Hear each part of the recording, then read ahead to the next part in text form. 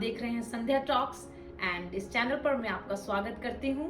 और being a medical professional मेरी पूरी कोशिश रहेगी कि यहाँ से मैं सरल भाषा में बात कर आपको कुछ हेल्प कर सकूं, ताकि आपका लाइफस्टाइल जो है वो इम्प्रूव हो सके और आपका और आपके परिवारों को बहुत सारा फायदा जो है वो हो सके। सो आइए आज हम हेल्थ एंड फिटनेस के लिए कुछ बात करते हैं और कुछ एक मिथ्स हैं जो हेल्थ को लेकर लोगों के हैं, उसको हम आपस में क्लियर करते हैं। सो कुछ लोगों का ऐसा मानना है कि हेल्थी पर्सन वो होते हैं जो कि हमेशा ही तंदुरुस्त रहें, कभी बीमार ना हो।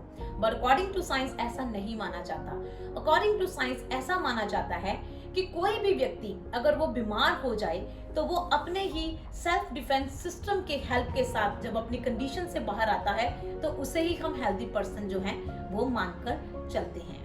अगर हम अपनी सोसाइटी की बात करें तो आपको कुछ लोग देखने में बहुत फिट लगते होंगे। आपको लगता होगा कि शायद वे कभी बीमार ही नहीं हुए हैं, बट ऐसा नहीं है। वो देखने में फिट दिखते हैं लेकिन मेंटली बहुत स्ट्रांग जो हैं वो नहीं होते हैं। मेंटली वीक होने की वजह से वो बार बार उदास होते हैं या कुछ समय के बाद वो डिप्रेशन में चले जाते हैं या ज्यादातर उनमें चिड़चिड़ापन जो है वो पाया जाता है।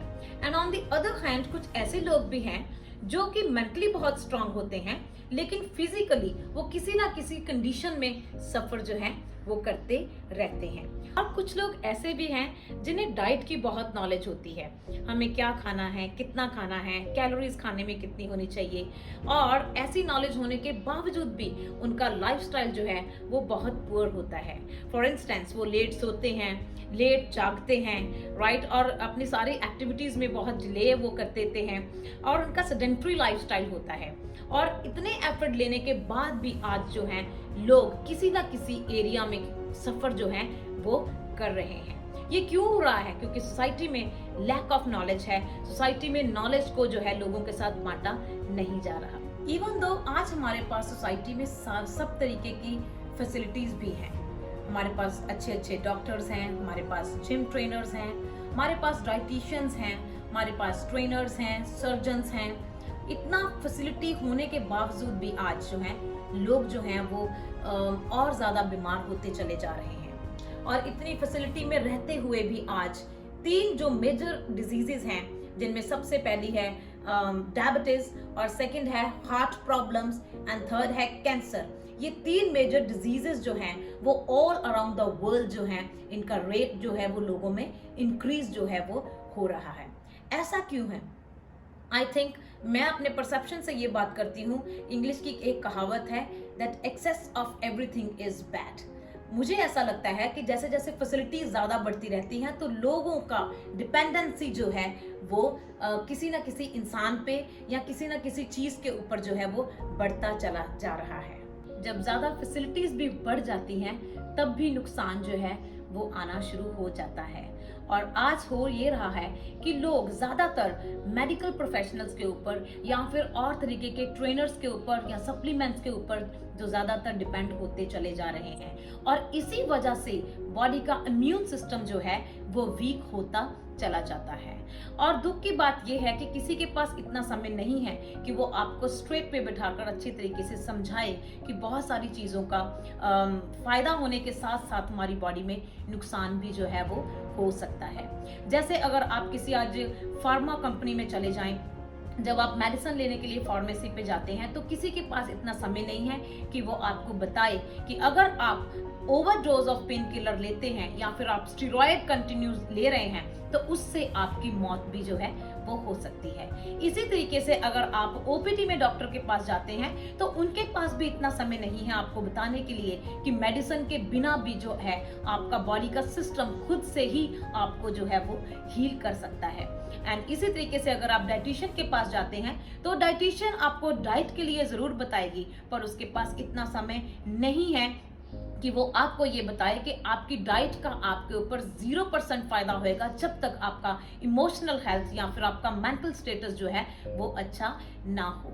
क्योंकि ये लोग जो हैं वो 7 से 8 घंटे की जॉब में जो हैं वो बंधे हुए हैं और किसी के पास इतना समय नहीं है कि वो हम इन पर्सन किसी को अवेयर जो है वो कर सके।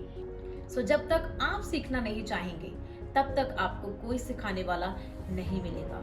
सो जितनी जल्दी हो सके हमें सीखने की जरूरत है कि परमेश्वर ने इंसान को किस तरीके से रचा है और किस ढंग से हमें जीना है। ये तरीका सीखने के साथ ही आपकी लाइफ में जो है वो इम्प्रूवमेंट आना स्टार्ट हो जाता है। और जब तक हम लोग ये नहीं सीखते हैं तब तक आप किसी ना किसी इश्यू के अंदर जो है वो फंसे रहते हैं। सो अब आपको ये बात याद रखनी है कि हेल्थ या सेहत जो है वो 4 पिलर्स के ऊपर खड़ी रहती है। There are 4 main pillars of holistic health. तो उनमें सबसे पहला पिलर जो है वो है एडिक्वेट एक्सरसाइज। यहाँ पर एक वर्ड मैंने बोला है एडिक्वेट, तो आपको इस कंसेप्ट को ज्यादा जरूरी समझना है that we need adequate exercise. जितनी हमें जरूरत है उतनी एक्सरसाइज जो है वो हमें हर दिन करनी चाहिए। सेकेंड पिलर है इमोशनल वेल बीइंग या फिर जिसे हम मेंटल हेल्थ भी कहते हैं। और जो आपका मेंटल हेल्थ है वो आपकी बॉडी का हेड ऑफ द डिपार्टमेंट है, यहीं से आपका सारा सिस्टम जो है वो चलता है। एंड नंबर 3 इज न्यूट्रिशन या फिर हम उसे डाइट भी कहते हैं। आपकी डाइट जो है वो वेल बैलेंस्ड डाइट जो है वो होनी चाहिए।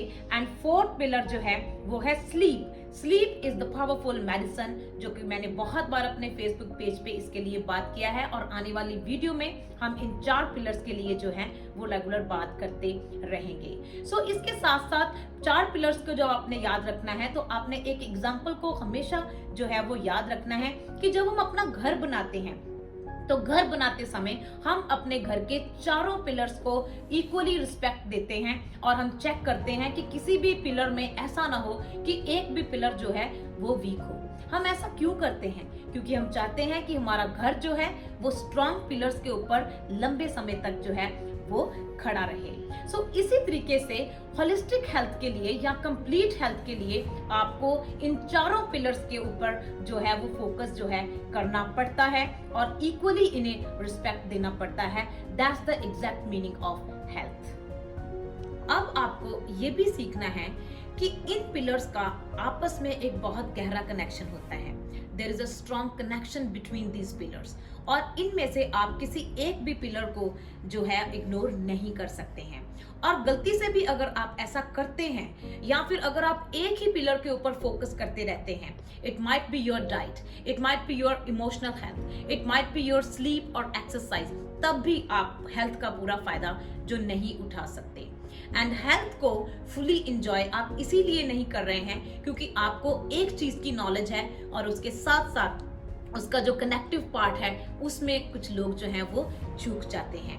और अगर आप अपनी हेल्थ को लेकर अगर आप स्ट्रॉन्ग कनेक्शन के लिए सीखना चाहते हैं so you can learn from your body. आप अपनी खुद की बॉडी से ही स्ट्रॉन्ग कनेक्शन के लिए सीख सकते हैं किस तरीके से परमेश्वर ने इंसान को डिजाइन किया है, राइट?